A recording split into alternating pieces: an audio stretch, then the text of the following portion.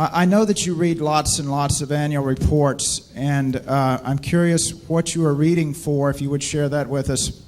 But I'm more curious, because I think I know what you're reading for, if there are any disclosures, any further disclosures that you would like to see companies make in their financial reporting, or that the SEC require in financial reporting or proxies or other communications with their shareholders. And that would be for both you and for Mr. Munger.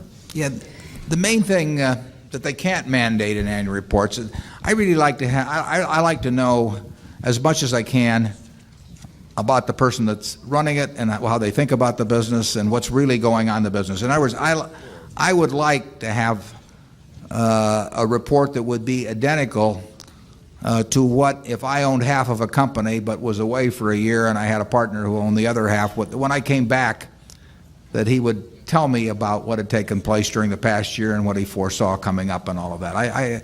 That is what I think the purpose of the report is. Now, the SEC mandates a lot of information, and some of that is helpful, but there's an intent behind the report. I mean, if it's a sales document, I'm less interested. I don't see any way to mandate what I'm talking about, but that's the kind of report I'm looking for. What I'm trying to do as I read reports, I like to understand just generally what's going on in all kinds of businesses. If we own stock in a company, in an industry, and there are 8 other companies that are in the same industry, I want to own or be on the mailing list for the reports for the other 8, because I can't understand how my company is doing unless I understand what the other 8 are doing. I want to have the perspective of, in terms of market share or what's going on in the business or their margins or the trend of margins or all kinds of things that I can't get unless I know. I can't be an intelligent owner of a business unless I know what all the other businesses in that industry are doing. And so I try to get that information out of a report. If I'm thinking about investing in a specific company, I try to size up their business and the people that are running it. And over the years, I found reading a lot of reports to be quite useful in terms of making business decisions at Berkshire. If we own a whole of a business, I want to own shares in all of the competitors just to keep track of what's going on, and I want to be able to intelligently evaluate how our managers are doing that, and I can't do that unless I know the industry backdrop against which they're working.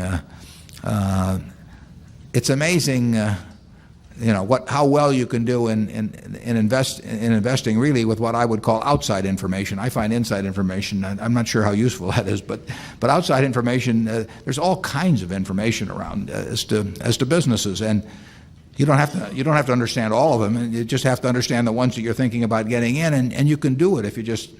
But nobody will do it for you. You can't read. In my view, you can't read Wall Street reports and get anything out of them. You have to do it yourself and get your arms around it. I don't think we've ever gotten an idea, in 40 years from a Wall Street report, but we've gotten a lot of ideas from annual reports. Charlie? What I find is that it takes a long time to read the annual report, even if it's a comparatively simple business. Because if you really are trying to understand it, it's not a bit easy.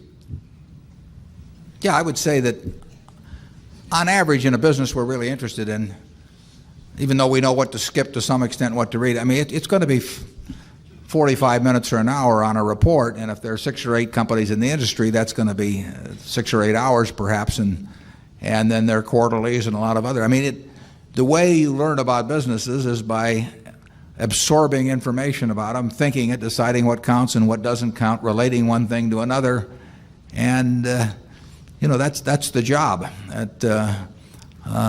And you can't get that by looking at a bunch of little numbers on a chart bobbing up and down about or reading market commentary and periodicals or anything of the sort. That just won't do it. You've got to understand the businesses. That's where it all begins and ends.